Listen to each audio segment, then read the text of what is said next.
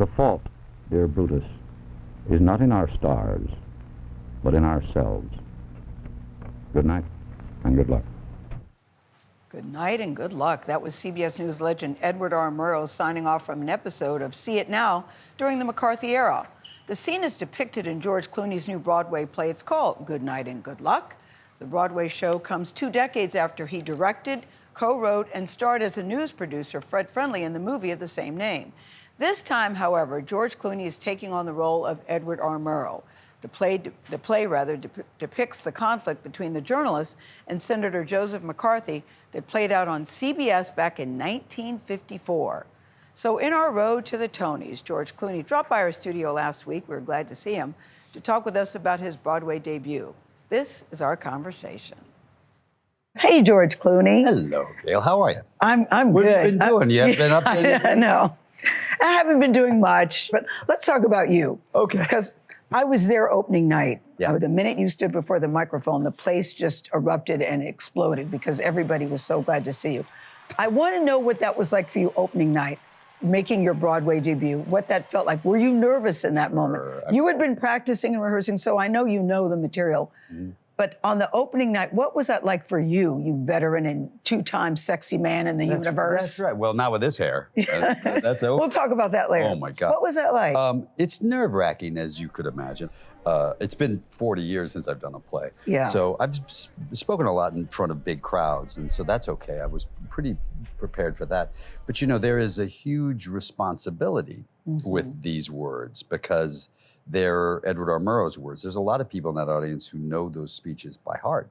And there's some people that don't know anything about those It's speeches. true. Yeah. But it's good to have both. But I feel a sort of an enormous responsibility to the people who originally said these words to make sure that I do it well. And so, yeah, it's nerve-wracking. But this is the thing. I remember I watched the movie when it first came out 20 years ago. You co-wrote it, directed it. Were you always thinking 2025? Because it's eerie how much it seems to parallel with so many things that are happening today.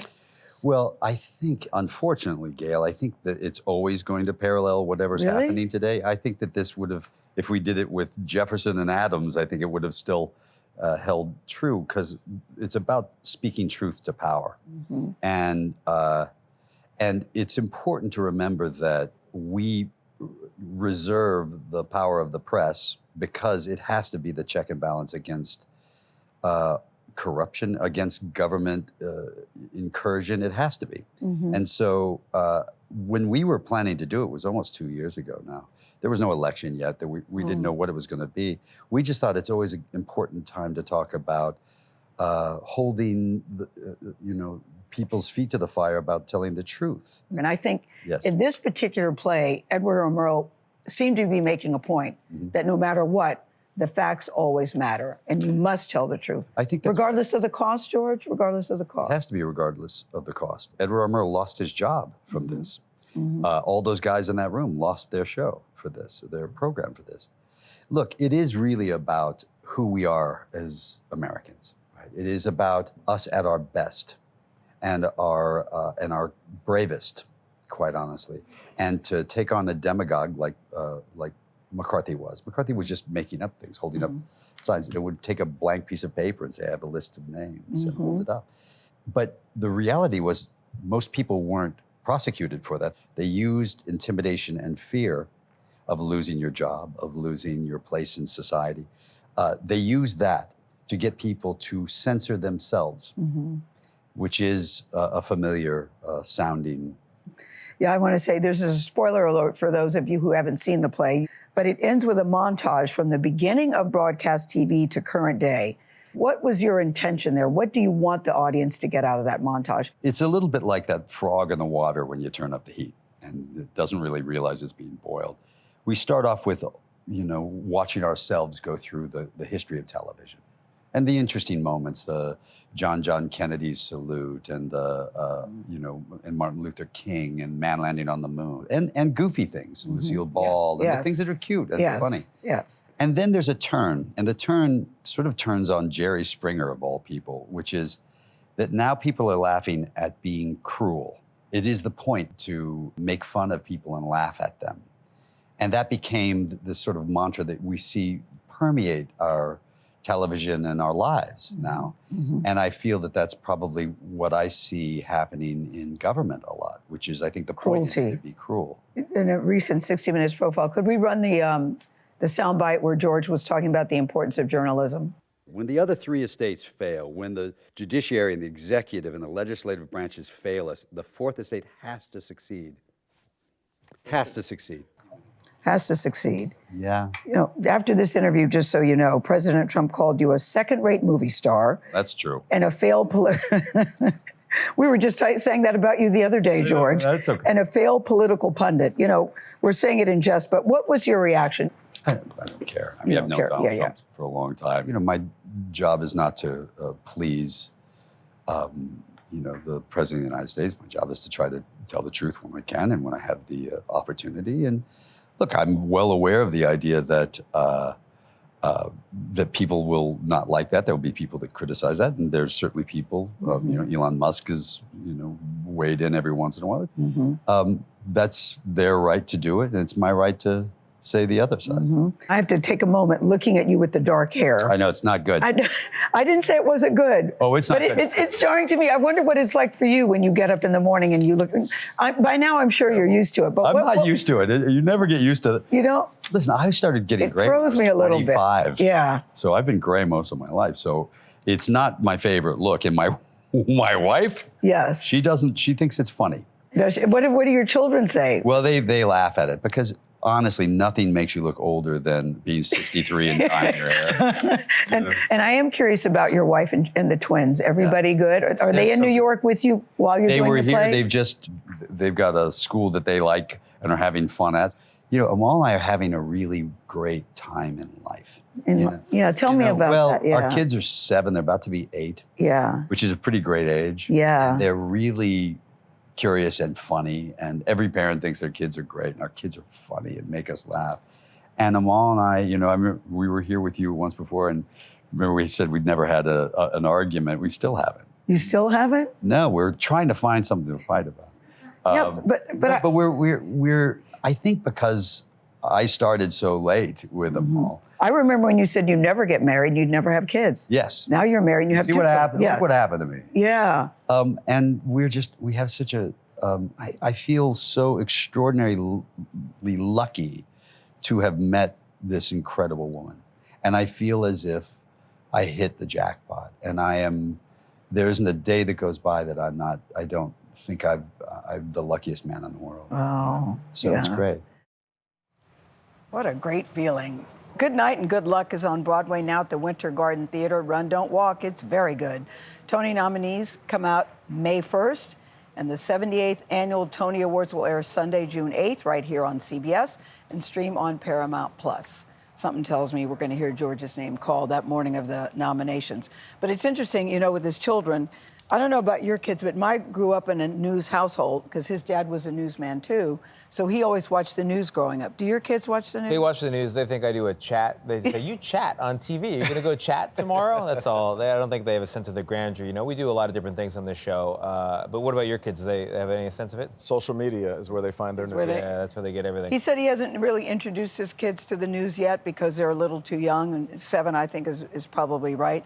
But the thing that really bugs him about the show is the smoking. There's a lot of smoking back in the day. Even though it's herbal cigarettes, he says that was hard for him. I just want to underscore, I've also seen it. It's a fantastic play. So it's good, way more Tony. complex than you could ever expect. It's really good. You should check it out. The type of piece that George Clooney is lost in is the type of piece we all should seek for. Yeah.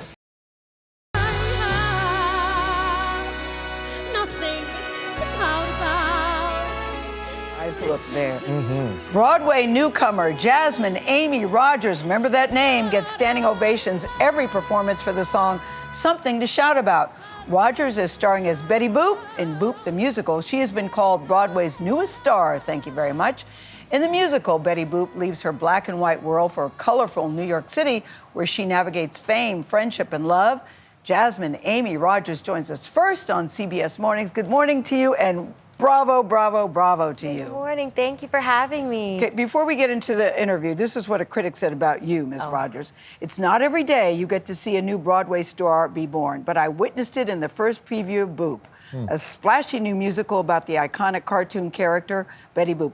26-year-old Jasmine Amy Rogers, that's you, a triple threat, singer, dancer, actor, made her Broadway debut as Betty to standing ovations. Whoa! Talk about it. Now, the reason why I love this so much, Jasmine, is because your backstory is you said you bombed in the audition and you didn't think this was a role you could play. I did. So take us back why you thought you bombed. You know, I just was so out of body, and I was saying I'd never felt like I ever had wanted to walk out of an audition before. But that morning that I was in there, I was ready to just leave, and I just had to keep going. But it honestly was a terrible feeling. I could just feel it in my gut that it. Did they think you bombed too, the producers? They knew. I talked to Jerry, Mitchell, our director, about it, and he was like, "Yeah, you just kind of fell flat." Because what did they tell you? They told you we're going to go in another. They said they're going to go in another direction. Well, what happened between the time that you say you bombed or you bombed and went back for another audition? Yeah, so I left, and when I came back a few months later, it turned out they were still looking, and so I begged my agents to get back in the room, and luckily I know Jerry, and he said that he'd kept me in the back of his mind the whole time because they weren't finding what they were looking for, which is, I guess, a whole big point of the show is she's looking for something, she doesn't know what it is, which is funny, I never thought of that, but you know, I begged to go back in, and in that time, I just took the time to collect myself in my dancing and my confidence, and you didn't have the confidence back then? I didn't. I was so nervous that somehow I wasn't what they were looking for. And what it came down to was Jerry and our associate director, D.B. Bonds, they came to me and they said, you need to go in there, you need to own it, you need to own yourself, and trust that what you're delivering is good and worthy of time and attention. And I do too, Nick. Yeah, I just went in there and attacked it, and then I got it. And you owned it. Yes. Yes. Now they're calling you Broadway's newest star. I know. So how are you processing all of this?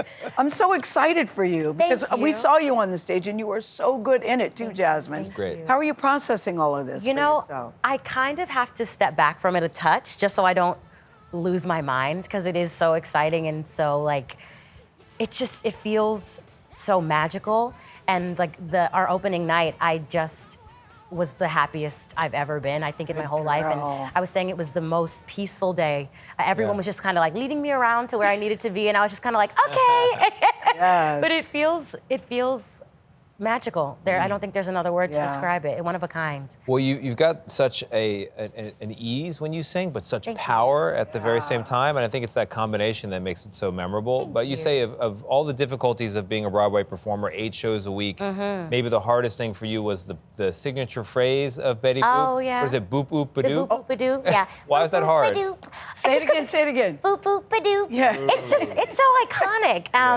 And you know, you want to do it justice. You want to bring yourself to it, but still make sure that it's something that these people who have loved her for so long remember and love. So I always thought she was so ditzy with that boop boopy. Yeah. But she's not. She's not. She was a feminist. She was ahead of her time, actually. She was, and I think it's easy because it has been so long. You know, she's not on our TV screens anymore. Yeah. But so it's easy to forget that she did everything. She was a veterinarian, she was a doctor, she was a president, she was the mayor, she was a judge, she did all of these things, a pilot. So she had to be capable of so many things, and that's her catchphrase, you are capable of amazing things. And there are so many parallels between Betty Boop and you because she's searching for herself and even going out and trying to find out who she is outside of the perception of how people see her. Yes. So the question I have for you, who are you? Jasmine, I am just, right now, because of this show, I'm just a woman who loves being alive. And I love my people so dearly. And I am just a girl who loves to sing and dance, is really at my core. And that's what I'm kind of learning about myself, and that I'm a lot braver than I thought I was. And that I'm capable of more than I thought I was. Yes, and you are. That I'm worthy. That's right. Yes, that Jasmine, all the things. All the things. Check all the boxes. All the things. And shout out to your makeup people, Mikey. Yes. Because when you walked in, and I said, you've got normal eyes. You did. Jasmine, on the screen, they're huge. You are the best. Thank you so much. We appreciate you. Cheering you on. The musical is currently playing at the Broadhurst Theater. Make sure you go check it out. Run, don't walk, as Gayle likes to say. You're listening to the amazing Nicole Scherzinger. Listen to her singing with one look. Scherzinger is making her Broadway debut, thank you very much, in the stripped-down modern revival of Sunset Boulevard. She was recently nominated for her very first Tony Awards. You go, Nicole. Scherzinger plays a delusional silent film star, Norma Desmond, who lures a screenwriter to write a comeback after Hollywood deems her too old, and I'm saying too old in finger quotes. It's a dangerous and captivating relationship that may lead to disaster. You'll have to see for yourself. Nicole, we're happy to say, joins us now. Congrats to you on your Tony nomination. Yeah, congratulations. You know, I think everybody that goes to the show walks out of it saying, I didn't know she could do that. You know, because we all remember, and I'm not knocking the Pussycat Dolls because I was a fan back in the day, but I think people saw you like that and didn't think she can really sing. So what does this feel like to you, Nicole? Because you've known that you've had this all along. You've known. Yeah, I mean, this is my debut on Broadway, which is what I've always dreamed of, but this is over 30 years in the making for me of just working and grinding and preparing for this moment. I've always dreamed of this, and I think I'm so fulfilled now to be able to finally share all of me, all of my gifts and all of my abilities with the world and connect with people through my performance on a much deeper, soulful, spiritual level. Was it hard, do you think, for people to take you seriously? Oh, absolutely. Tell me about that. I think, like you were saying with the dolls, they only saw me one way. People pigeonhole you, they put you inside of a box. And so for a long time, I wasn't able to audition for musicals, films that I dreamed of, or even live musicals as well. And so I got a bit fed up, and I created 6 years ago my own show where I invited people from the industry. I brought it to Broadway, I brought it to New York City, I brought it to London and LA, and I was like, I just need to educate people on my first love and passion, which is communicating and connecting through song and music. But so Broadway was a dream, and as Gayle says, you're fantastic in this role, and yet I understand that you almost didn't take the role. How come? Well, I didn't almost take the role. It's just when my director asked me, I was like, this is your big idea? An old faded film star? I am a pussycat doll. I look good under bright light. You know, and I think those are the exact thing. That's exactly what I said to Jamie Lloyd, our director. But he said, just read the script. And I read the script, and I just felt like I completely understood Norma, the complexity of her, because, you know, we all do have many layers to me, and I just loved, I mean, Glenn Close just came to our show, and she said it's arguably one of the greatest roles ever written for a woman, so I just loved... Because she played it, so she knows, She originated it on Broadway, and I just love how meaty the role was and how deep it went. And then when I listened to the music and her songs like We'll Give the World New Ways to Dream, Everyone Needs New Ways to Dream, that's when I fell madly in love with her. Yeah, you are sensational in it. But getting down to the stage, it's purposefully stripped down. We're talking lights and fog for most of it, down to the bare bones, even your bare feet hitting the stage. How does that impact your performance and how you approach this role while you're on stage? Just makes you, very good question. It just makes you, I've grown up, I've always had big balls, okay? I've always had big balls. Big balls. They're the biggest they've ever been. I'm like, did she say big balls? Because I've grown so much because you're completely vulnerable out there. You have no sets, you have no costumes, you have nothing to hide behind.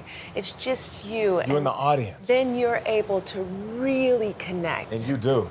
Yes. On, like I said, a way deeper soulful level. And I've evolved so much as an actor and as a person, and I'm very proud. I'm like, I've never been so courageous. That's what I mean by saying the balls. Yeah, well, I get it. He's still trying to take it. Brave. Well, I have a follow-up question on that. Go I mean, ahead. you talk about the stripped-down nature of the set. You even had less to work with on one night recently because they had technical difficulties.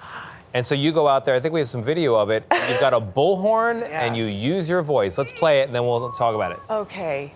They'll forgive the past. They'll rejoice.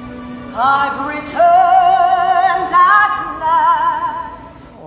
What was that like? Okay, so imagine this. We're about to go on stage and start the show, and my stage manager comes back and says, we have no sound. We have zero sound. Everything else is You're working. like, come again? We have no Yeah. sound. Audience And I is was in like, their well, seats. let's just fix the sound. Yeah. Figure out the sound.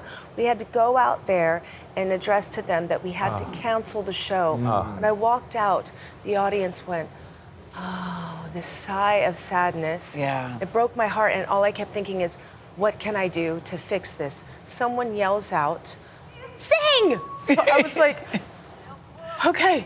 So I just ran off stage, and our conductor was there, and I was like, send me the one track that we have of With One Look. I asked And my I'll do dresser, it. Tracy, to get my speaker that I use my warm-ups with, and I'm trying to think fast because they've been waiting for over 40 minutes. I just run out on stage and try to do, like, just give them a slice of this performance so they don't go home empty-handed. Now, the pop star in me is like, if I sing, I'm not going to be able to reach everyone. I need to amplify my voice. So I was like, Johnny, give me your bullhorn, your megaphone. And I went out there. I first started singing. I was like, I'm going to try to sing it with a megaphone so I could try to reach everyone, right? And I started, and I was like, I kind of feel stupid. I kind of feel dumb.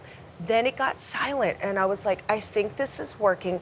Guys, by the end, I was like, this has got great reverb. Yeah. Nicole, night. you nailed it. And the opening of the second act, the song that you sang, gets a standing ovation Every time. show. Every time. What? Just tell me what that feels like, because people can't help but leap out of their seat in that moment. That, to me alone, is worth the price of admission. I think I've come, I guess I'm just so grateful. I've come full circle, Gayle. When I was really young, I come from very humble beginnings and not much.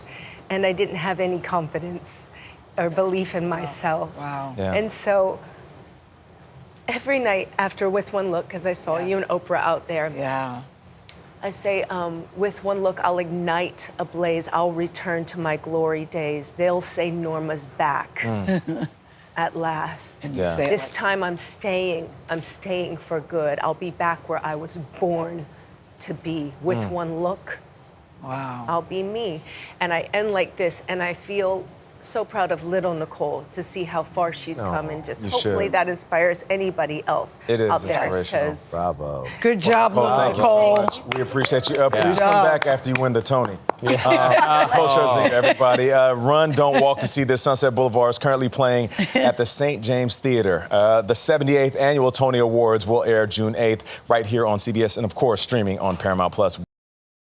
He's a first-time Tony nominee up for 2 awards, including Best Leading Actor in a Musical. He stars in Maybe Happy Ending, a new Broadway musical up for 10 Tonys this year, including Best Musical. Criss plays Oliver, an outdated humanoid robot living in Seoul, South Korea in the future. Now, the comedy follows Oliver's budding romance with his robot neighbor, Claire. In this clip, Oliver sings about his one-room apartment.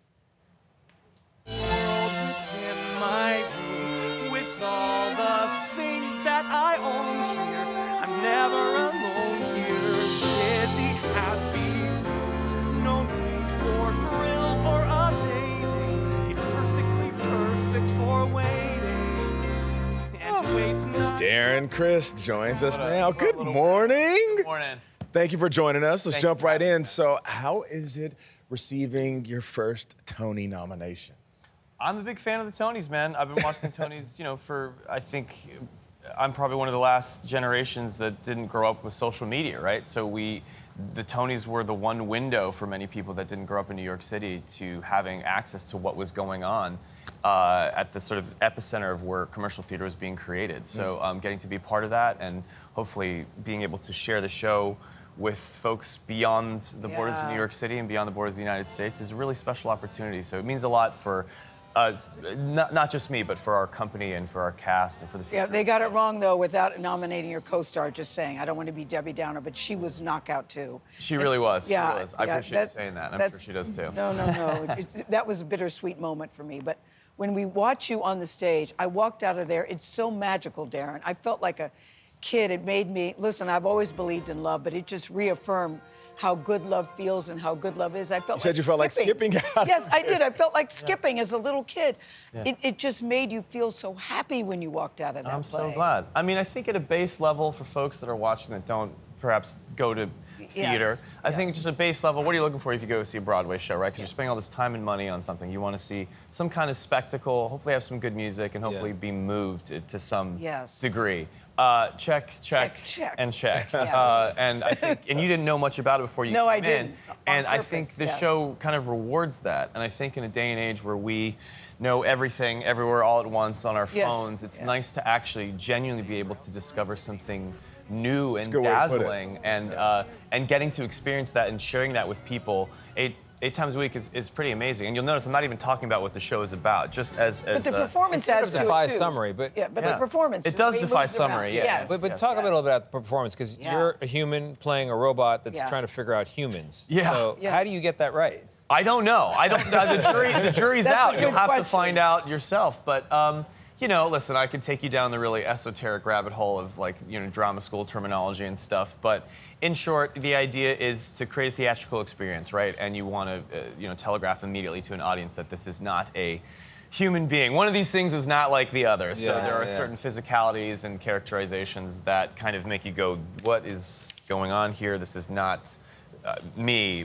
But of course, we get you right where you want you, because by the end of the show, we tell the audience that this is, in fact, all of us. But you have to find out what I mean. When we looked at Glee, it brought back all sorts of memories, because we all remember the show and how great you were in that.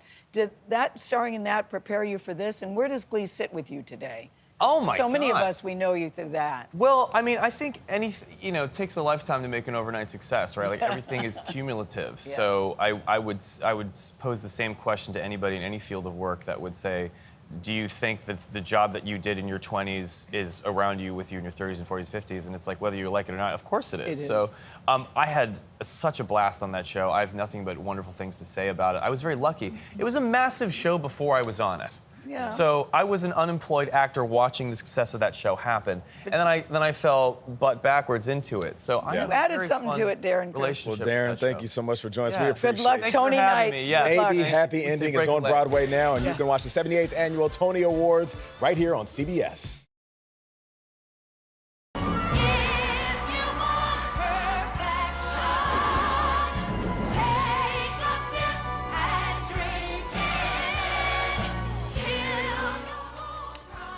That, of course, is Michelle Williams from the blockbuster new Broadway musical Death Becomes Her. It is the latest show that we're featuring here in our Road to the Tonys series, counting down to Broadway's biggest night right here on CBS and Paramount+.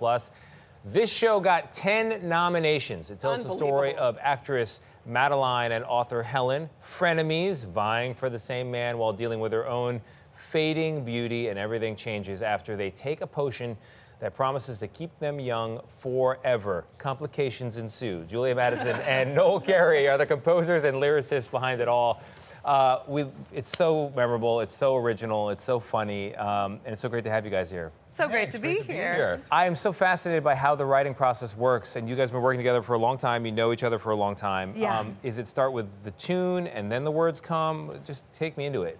It's honestly character first. We both met as actors in a musical theater program at Emerson, and so freshman year. Freshman year, right? Making each other laugh in the back, not paying attention, and then we were like, this is gonna be good. We're gonna hang out. From the jump. But we like to jump into the characters and kind of act them out and just play and improvise and kind of see where that takes us, whether it's music or lyrics. Yeah, a lot of musical improv is involved. So, and Noel will jump to the piano. We'll be running around. We're in motion a lot of the time.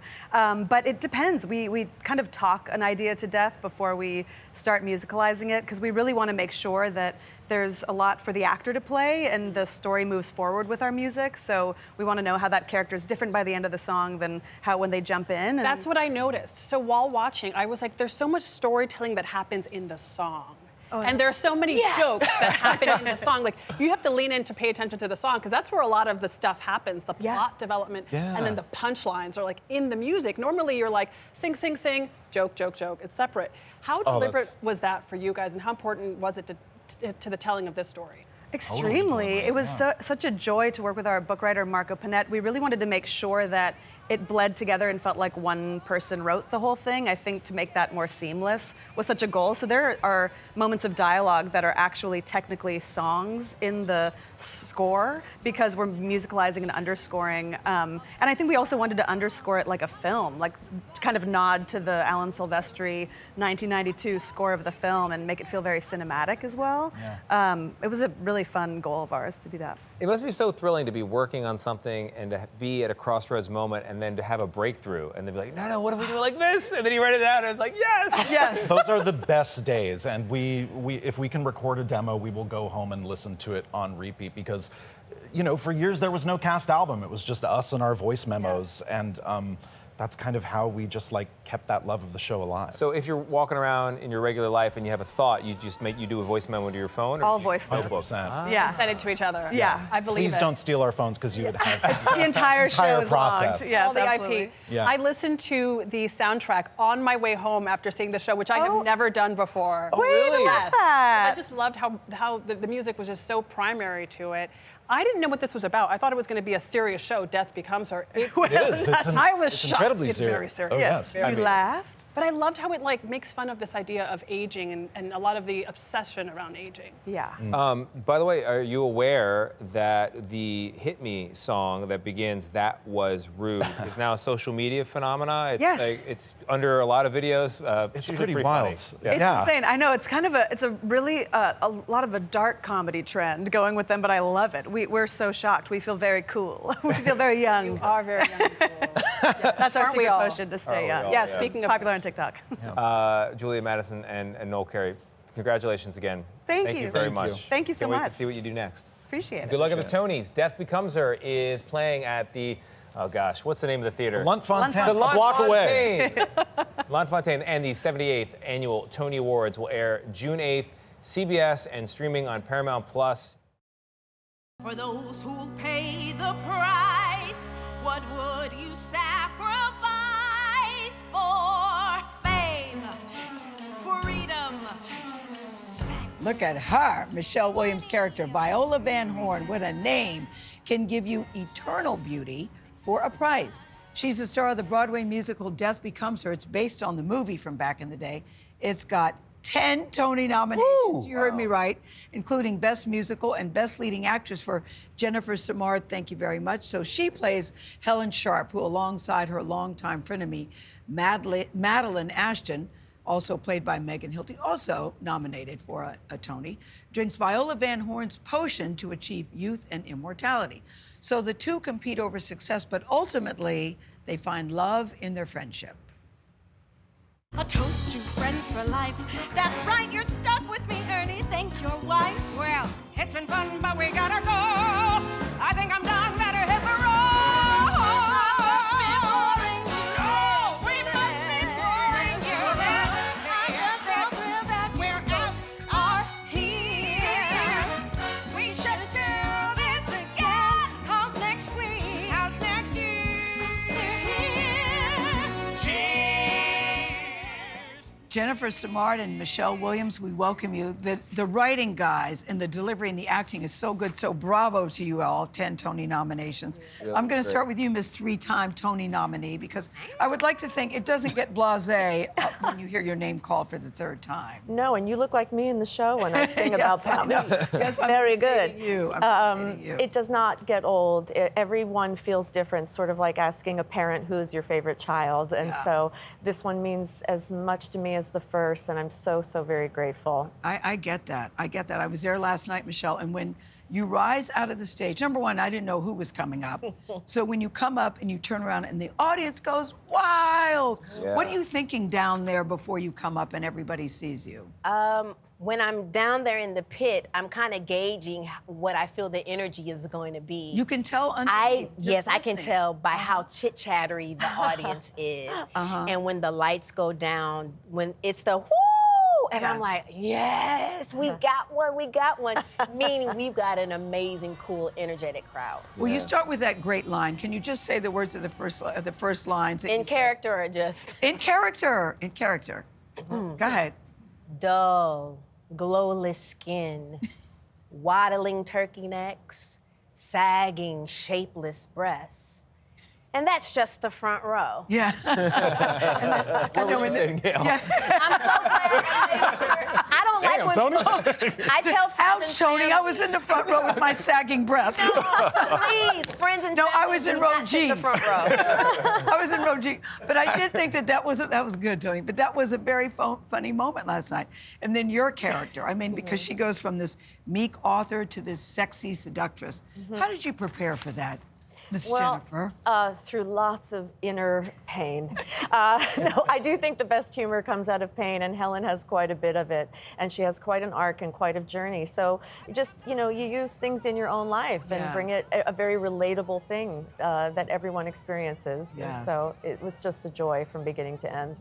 Where were you sitting the night you Mr. Tony? A little further back, Oh, okay. yeah, but I wasn't worried about my neck. You know? You come out in really key moments, and so you don't only get that big surprise in the beginning, but when you're on stage, it is electric. Yeah. And it has to be. That's the role, right? How did you Yeah. begin to build this character? Well, I watched the movie. I'd already seen the movie, but I watched the movie twice. Once when I got the call to do it, and then once during rehearsals. Isabella Rossellini, she originated the character of Liesl. I'm Viola, we changed the name. But just making sure that I stayed in the spirit of what she had already done, but still making it my own, because there's no way I could do what Isabella did. Yeah, the movie is a classic. I watched it too many times at a very young age. But there's something about the movie, and of course, what you guys are doing now that resonates with people. There's something about beauty and aging. Why do you believe that is, Jennifer?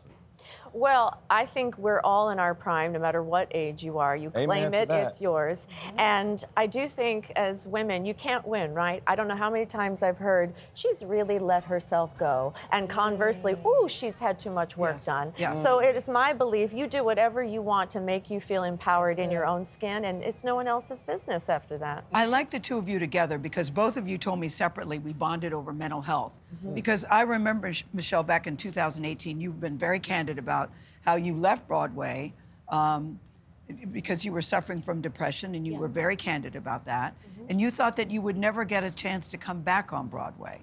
And weren't looking to come back on Broadway. I wasn't looking to come back. I thought I was done because I feel like the producers world in Broadway is so small. And they be talking. And I was just like, I don't know what's being said, if anything is being said at all. Yes. And 6 years later, in 2024, in February, getting the call to be in Death Becomes Her and finally originating a role. I had to think about it. Yeah. I really did have to think about it. And I'm so glad I no said regrets. yes. No regrets. And for you, Jennifer, with your mental health, how do you handle? Well, also in 2018, I did a solo show called Stigma, and it's all about destigmatizing mental health issues, which is health, not even mental health. And we bonded over that. And it's just so important. If one person raises their hand and then another, that's how you destigmatize things. Exactly right. So we really bonded over that. Jennifer and Michelle, you're absolutely knockout on stage and right now. Thank you for joining us. We appreciate you. Death Becomes Her is currently playing at the Fontaine Theater. Got that right. The 78th Annual Tony Awards will air Sunday, June 8th, right here on CBS and streaming on Paramount Plus, of course. Do I need you if I'm finished as a mother, as a wife? What's my life? Take me with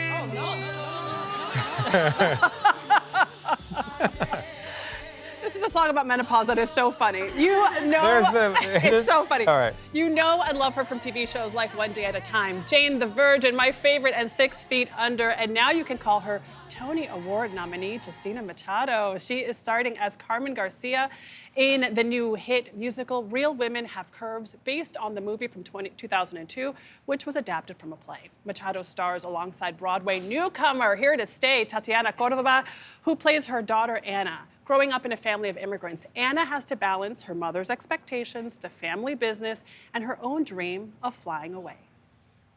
Flying away, I'll make her see that I'm gonna change the world and still be the daughter she wants me to be. Can I fly away? Do you hear how these women sing. Justina Machado and Tatianna Córdoba, thank you so much for being here. Thank you so much. Thank you. I'm still floating. I saw the show yesterday. It was incredible. And Tony was talking about this just before we came on. There's a real universality to this piece. It's on the surface about undocumented women working in a factory, mostly from Mexico. But I connected to it. I'm Dominican from New York. You're Puerto Rican from Chicago. You're Costa Rican and Filipino. But I saw like an Italian story. Yes. You can see any story in it. Yes. Totally. What is that? What is that universal appeal? I think it's the immigrant story. I think it's the, I'm the firstborn in a family that migrated from Puerto Rico to Chicago. I'm first generation, and Anna's story is kind of my story. They didn't want me to leave either. Really? And we weren't undocumented, but we were, struggling in Chicago, and I just think it's a story that everybody can relate to. It's a human story. Timing is so good. The dialogue is so funny. And then the songs, you take real risk and they pay off. Like there's a song about menopause, which we just played. There's a song about losing your virginity. Mm-hmm. I didn't think you were going to carry that song when you started. I was like, are they really doing the whole number? Yeah, they did. Yeah, we did. Yeah, it's amazing. I mean, when you saw the script, you just knew it worked, or how long did it take to work it together? Yeah, I mean, I came pretty late into the whole process. I'm like sort of the newbie in this whole thing. But I mean, immediately it's so funny, and it's just these characters are so fleshed out. I think part of that is led to our writers and also the women who originated these roles. Most of the factory women and Justina have been with the project for so many years. So so many of the characters are so fleshed out, so real. I mean, like you said, like you can find your aunt or your mom or whatever in every single one of these women. It's the range. You have these light moments, but there's a depth. The most powerful scene is when there's an immigration raid on the factory. They turn off the lights, everybody goes into hiding, and all you hear is quiet sobbing and praying in Spanish. And it's just like, it's visceral. What does it feel like playing that scene at a time like now in our country when deportations have intensified? It's very powerful, and you really do feel it. And you think of everybody that is being taken, and these people that are scared, and you think about the fact that our people are being villainized. So I mean, I tear up thinking about it now. It's a powerful moment, and I think all of that you feel on stage is real. It is real. Yeah. But the story is also so real, and it's more than just that Yes, message. it's joyous. And more than it's so joyous, and it's so humane, and I think it's beautiful. And as much as I can give it the boyfriend, husband, gringo stamp, can I do that? I love that stamp of approval. Give us that stamp of approval. Tony wrote me when he saw it, it's as close to perfectly made as anything I've ever seen. That is a direct quote. Tony. It's incredible, and it's for everyone. It's for everyone. Nothing's out of place. Yes. It's really Wow, nicely thank done. you. Tatianna, Justina, thank you so much for being here. The show is, of course, Real Women Have Curves. It's playing right now at the James Earl Jones Theater. And the 78th Annual Tony Awards air June 8th right here on CBS and streaming on Paramount+. Can't wait to watch it.